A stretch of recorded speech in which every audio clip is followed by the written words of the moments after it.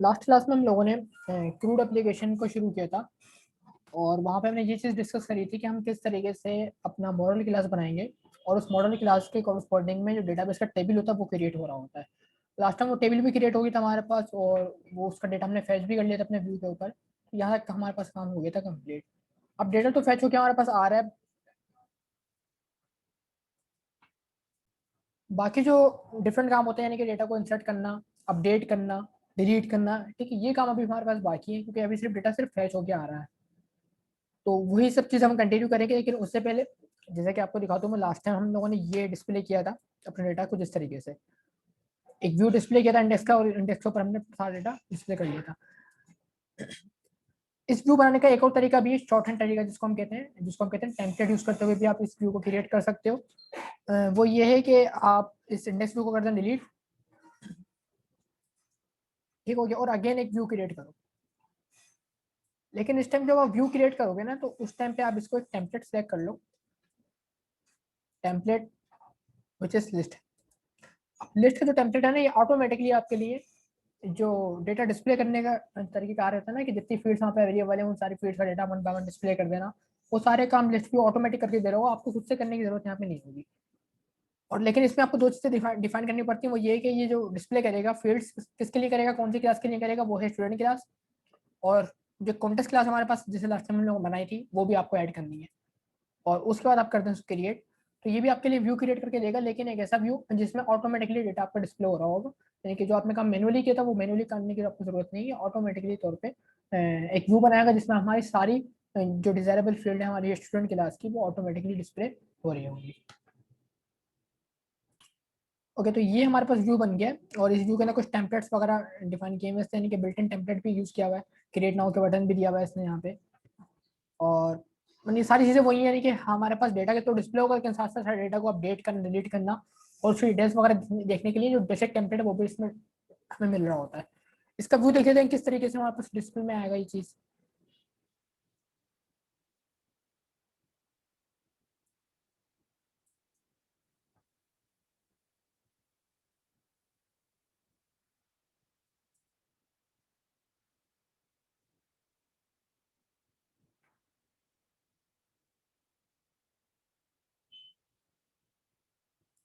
अब डेटा आपके पास डिस्प्ले हो गया, और साथ साथ आप देख रहे होगे हर डेटा के साथ एक ना एडिट, डिलीट और डिटेल्स के बटन नजर आ रहे हैं, जिसके ऊपर हम आगे फर्दर वर्क करेंगे।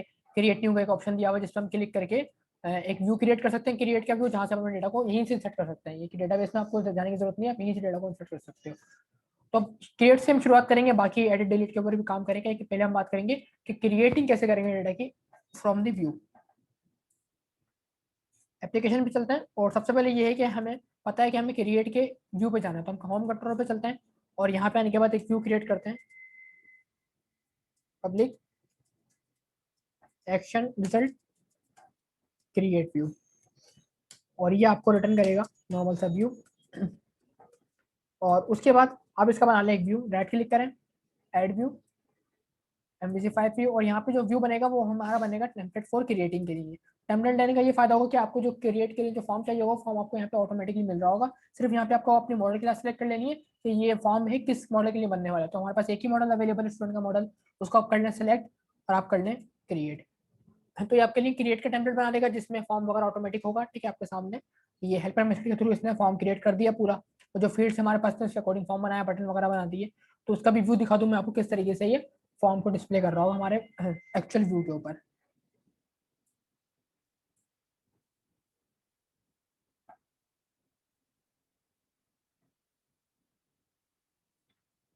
तो वही देख रहे हो आप लोग, फॉर्म भी डिस्प्ले हो गया हमारे पास, और जितनी फील्ड्स उसके अकॉर्डिंग फॉर्म आया। आईडी नहीं आई क्योंकि आईडी हमारे पास प्राइमरी की थी, तो उसने आईडी को ऑटोमेटिक पिक नहीं किया।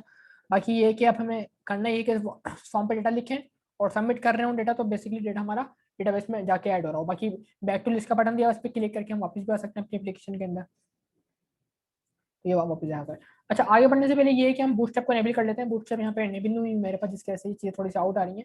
तो बूटस्ट्रैप को भी हम पहले डाउनलोड कर लेते हैं, क्योंकि बूटस्ट्रैप क्लासेस लगी हुई है यहाँ पे आपके सामने, जो चीज़ें बन के आ रही हैं, BTN वगैरह सब लगा हुआ है, लेकिन सिर्फ बूटस्ट्रैप आपको डाउनलोड करनी है। तो बूटस्ट्रैप डाउनलोड करने के प्रोजेक्ट पर राइट क्लिक करें, मैनेज लोकेट पैकेज पे चलें, और यहाँ पे आने के बाद सिंपल सर्च कर लें बूटस्ट्रैप को।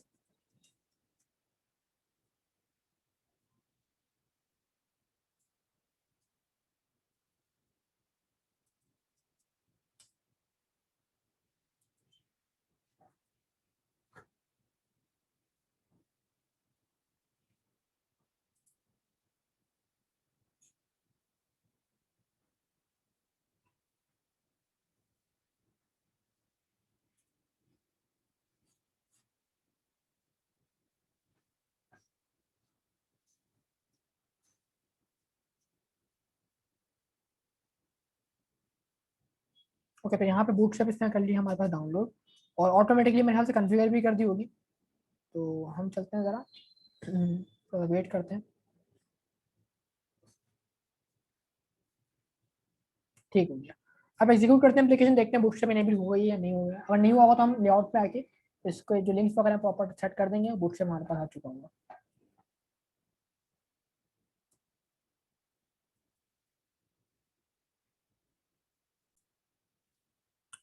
ओके, ऐसी कैन सी हमारे पास बूटस्ट्रैप इनेबल हो चुका है, और अब हम फॉर्म पे क्रिएट करेंगे तो जो बूटस्ट्रैप क्लासेस थी वो भी इनेबल हो चुकी है हमारे पास। ठीक है भाई, तो ये बटन वगैरह भी लग चुका है, डिजाइनिंग वाला काम हो गया हमारा। अब ये कि हम क्रिएट पे जा रहे हैं, और क्रिएट को एक्चुअल फंक्शन बनाना है कि इसके हम डेटा लिखें और सबमिट करें, डेटा एक्चुअल में जाकर डेटाबेस पे सबमिट हो रहा हो। तो सिंपल सा कोड करना है इसके लिए हमारे को। इसके लिए हम चलते हैं कंट्रोलर पे, और हमें बनाना पड़ेगा क्रिएट का पोस्ट मेथड। होम पे चलते हैं, देखें होम पे बना हुआ है क्रिएट, हमें ऑलरेडी एक क्रिएट नजर आ रहा है, लेकिन हमें इसकी करनी है कॉपी, और डुप्लीकेट मेथड बनाना है क्रिएट का। लेकिन ये जो मेथड है हमारा, वो है हमारा पोस्ट बैक मेथड, यानी कि जब बटन पे क्लिक कर रहे हैं तो ये वाला मेथड चल रहा होगा, HTTP पोस्ट। ये गेट मेथड है हमारा, गेट पे हम लिखते नहीं है, लिख भी दोगे तब भी गेट चल रहा होगा। ठीक है, ये फॉर्म को डिस्प्ले कराता है, और ये मेथड फॉर्म से डेटा को आगे डेटाबेस तक लेके जा रहा होता है। और यहाँ पे आप क्या करेंगे, मेथड अगर लोडिंग कर देंगे, एक आर्गुमेंट पास कर देंगे जिसके थ्रू ये एरर खत्म हो जाएगा हमारे पास। तो उसके लिए ये कि क्लास अपनी यूज करें जिस क्लास के लिए बन रहा है, ये क्लास का नाम है स्टूडेंट, और इसका एक नॉर्मल सा कोई भी ऑब्जेक्ट बना लो, मैं कर रहा हूँ एस बना लेता हूँ। ठीक है, ताकि एस के थ्रू हम इसको डिफरेंशिएट कर पाए। अब ये कि डेटा हमें ऐड करना है, तो कुछ भी नहीं करना हमारे को, डीबी हम लोगों ने ऑलरेडी बनाया हुआ था ऑब्जेक्ट, अपनी कॉन्टेस्ट क्लास का ऑब्जेक्ट बनाया हुआ डीबी करके, इसी डीबी कॉन्टेस्ट के थ्रू हम डेटा को ऐड करा देंगे। डीबी डॉट आपको करना है स्टूडेंट क्लास, जो भी हमारी क्लास थी, डॉट ऐड। जैसे आपने ऐड किया तो यहाँ पे आप अपना पास कर देंगे, आपको ऐड करना है क्या, तो आपने जो भी एस का ऑब्जेक्ट बनाया था अभी, वो एस को यहाँ पे आप पास कर दें, डेटा हमारा सेट हो जाएगा। उसके बाद लाजमी आपको एक कमांड लिखनी पड़ती है, डीबी डॉट सेव चेंजेस की। डीबी डॉट सेव चेंजेस, ये जस्ट लाइक इस तरीके से काम करता है जैसे कि आप लोगों ने कुछ काम किया, कंट्रोल एस करके सेव कर लेते हो आप। तो डीबी सेव चेंजेस का मतलब ये होता है कि आपने डेटा अपने जो भी ऐड करवाया उसको डेटाबेस में एक्चुअल में सेव भी करना है। इतना करने के बाद हम ये करते हैं, जो डीबी सेव चेंजेस का मेथड है हमारा को, ये हमें रिटर्न करेगा बुलियन फॉर्म में आउटपुट, यानी कि अगर डेटा सेव हो गया तो हमें मिलेगा 1, डेटा सेफ नहीं हुआ तो हमें क्या मिल रहा होगा, 0 मिल रहा होगा। तो उसको हम यहाँ पे पिक कर लेते हैं अपने किसी वेरिएबल के अंदर, इंटीजर एक्स में प्रिंट कर लेते हैं, और अब इस एक्स के ऊपर कंडीशन लगाते हैं कि एक्स में अगर डेटा आया है हमारे पास, इसका मतलब डेटा सेफ हो चुका है। तो if X is greater than two 0, यानी कि एक्स का ना कोई वैल्यू आ चुकी है मेरे पास, जब इसमें कोई ना कोई वैल्यू है इसका मतलब डेटा सेफ हो चुका है। तो हम यहाँ पे व्यू बैक बनाएंगे जो कि हमारे डेटा को डिस्प्ले अलर्ट डिस्प्ले कर देगा। इंसर्ट मैसेज की एक अलर्ट बना रहा हूँ मैं, और यहाँ पे सिंपल जावास्क्रिप्ट की एक अलर्ट यूज कर लेते हैं। आप चाहो तो बूटस्ट्रैप के अलर्ट भी यूज कर सकते हो, मैं सिंपल जावास्क्रिप्ट यहाँ पे एक अलर्ट यूज कर रहा हूँ, और यहाँ पे लिख दूंगा अलर्ट के अंदर आके डेटा इंसर्टेड। ठीक हो गया। और अगर ऐसा ना हो, यानी कि अगर एक्स पे 0 ही मिले मुझे, यानी कि डेटा सेफ ना हो मेरे किसी भी रीजन की, तो फिर हम क्या करेंगे, यहाँ पे अगेन एक व्यू बैक बनाएंगे, और उसका नाम भी सेम ही होगा इंसर्ट मैसेज का, लेकिन उसमें डेटा जो जाएगा वो कुछ और जाएगा, उसमें लिखा हुआ आएगा डेटा नॉट इंसर्टेड, यानी कि एक ही मैसेज है इंसर्ट मैसेज का हमारे पास, उसमें एक वक्त में 2 मैसेज जाने वाले हैं। एक वक्त में एक मैसेज जाएगा दोनों में से, अब डिपेंड करते हैं कंडीशन के ऊपर हमारी, कि अगर डेटा सेफ हो गए तो इंसर्टेड का आएगा, और सेफ नहीं हो पाया तो लिखा हुआ आएगा नॉट इंसर्टेड। अब इस अलर्ट को डिस्प्ले करने के लिए चलते हैं होम पे। जो होम पे डिस्प्ले नहीं करना, बेसिकली मुझे मुझे डिस्प्ले इसको करना होगा, मेरा ख्याल से इसको हम करते हैं क्रिएट पे डिस्प्ले, जो क्रिएट वाला काम हो रहा है हमारा वहीं पर आके हम इसको डिस्प्ले भी कर देंगे। या एक चीज मैं और कर लेता हूँ, डायरेक्ट डिस्प्ले नहीं करता, डेटा अगर मेरा सेव हो जाए ना तो एक काम और हो जाए, मेरा अलर्ट भी आ जाए मेरी, और एक काम मेरा ये हो जाए, रिटर्न रीडायरेक्ट टू एक्शन। ये कमांड है जो हमारे लिए क्या करेगी, हमें किसी और व्यू पे ट्रांसफर कर देगी। तो हम अपने यहाँ पे व्यू का नाम पास कर देंगे, कौन से व्यू पे हमें मूव करना है, मूव करना है इंडेक्स के ऊपर। यानी कि डेटा अगर मेरा सेव हो जाए ना, सेव होने के बाद मुझे कहाँ भेज दो, आप इंडेक्स पे वापस भेज दो। और जो मेरे अलर्ट है उसको डिस्प्ले करने के लिए मैं क्रिएट पे आऊंगा, और यहाँ पे आगे अपने अलर्ट को कर दूंगा डिस्प्ले। क्या अलर्ट आएगी मेरे पास, जैसे अलर्ट को मैं करूंगा ओके, तो मैं वापस कहाँ मूव हो जाऊंगा, रिडायरेक्ट हो जाऊंगा मैं इंडेक्स के ऊपर। तो टॉप पे आते हैं यहाँ पे, और एटा रेट, और यहाँ पे आप करेंगे एचटीएमएल डॉट रॉ, क्योंकि अलर्ट है जावास्क्रिप्ट की, एचटीएमएल डॉट रॉ करना है, और यहाँ पे आके अपनी अलर्ट को आप कर देंगे डिस्प्ले। तो अलर्ट आएगा आपके पास, अलर्ट के बाद आप फौरन मूव कर जाओगे कहाँ पे, इंडेक्स पे वापस मूव कर जाओगे आप। ठीक है, तो ये बेसिक सा काम था, सेव करते हैं इसको, और चेक कर लेते हैं क्या हमारे पास डेटा क्रिएट हो रहा है या नहीं हो रहा है। ओके, डेटा इंसर्ट करने की कोशिश करते हैं यहाँ पे हम।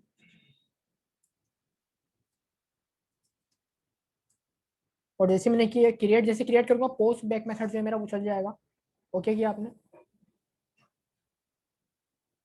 अच्छा, अलर्ट नहीं आया मेरे पास, लेकिन डेटा इंसर्ट हो चुका है। वो देख लेते हैं अलर्ट क्यों नहीं आया। डेटा आ गया, डेटाबेस में भी इंसर्ट हो चुका होगा, अगर आपको दिखा दूंगा। डेटाबेस पे चलते हैं और यहाँ पे आके कंटिन्यू। तो देखो डेटाबेस में डेटा आ गया, लेकिन अलर्ट नहीं आया। अलर्ट का नहीं आने का मकसद ये होगा, हो सकता है हम लोगों ने जो डिस्प्ले किया वो सही तरीके से डिस्प्ले ना होगा वो क्रिएट के ऊपर आगे। चलते हैं वापस कोडिंग पे।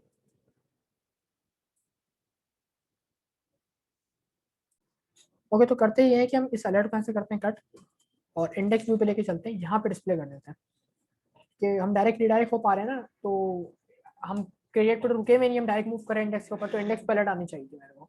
अगेन करते हैं कंटिन्यू, अब चेक करते हैं अलर्ट आती है मेरे पास से नहीं आती।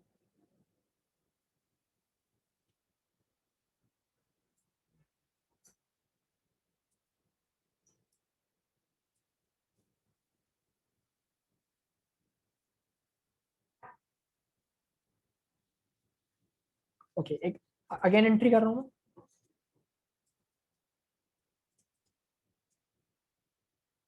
क्रिएट किया। अच्छा, एंट्री स्टिल अवेलेबल है हमारे पास, लेकिन अलर्ट भी डिस्प्ले नहीं हो रहा। हाँ, अलर्ट डिस्प्ले डिस्प्ले नहीं हो रहा क्योंकि हमने यूज जो किया है वो किया है हमने टेम डेटा। नहीं, हमने यूज किया है व्यू बैक। व्यू बैक में थोड़ा सा इशू हो रहा होता है, वो एक ही व्यू पे डिस्प्ले कर रहा होता है डेटा, यानी कि जिस पे बना हुआ है ना उसी पे डिस्प्ले करेगा। आप इसके बजाय यहाँ पे यूज करें टेम डेटा को। जैसे आप टेम टेम डेटा यूज करोगे तो फिर वो आपका जो सोल्यूशन है वो हो जाएगा कि ये व्यू डेटा है कि जहाँ पे बना है क्रिएट बना तो क्रिएट पे ही डिस्प्ले होगा, इंडेक्स पे जाकर डिस्प्ले आप नहीं कर सकते। तो हम के अलर्ट को यहाँ से कन्वर्ट कर देंगे टेम डेटा के फॉर्मेट के अंदर।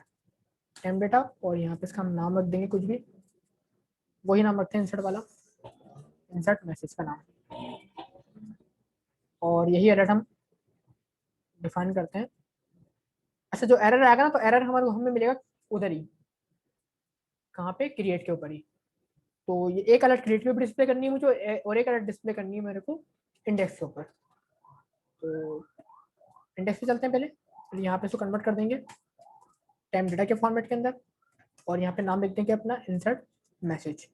और यहाँ से अच्छा, हम करेंगे कॉपी इस अलर्ट को, क्योंकि अगर कोई मसला होता है तो फिर वो इंडेक्स पे ही हम नहीं जाएंगे, हम कॉन्टेक्ट पे रहेंगे। कॉन्टेक्ट बोल रहा हूँ, क्रिएट है हमारे पास, क्रिएट पे रहेंगे तो क्रिएट पे वो मसला डिस्प्ले हो जाएगा जो भी एरर होगा हमारा। और अगर कोई इशू नहीं रहा तो फिर हम डिस्प्ले हो जाएंगे कहाँ पे, इंडेक्स के ऊपर। करते हैं कंटिन्यू उसको। अच्छा, तो यहाँ पे एक एंट्री क्रिएट करते हैं हम, क्रिएट न्यू।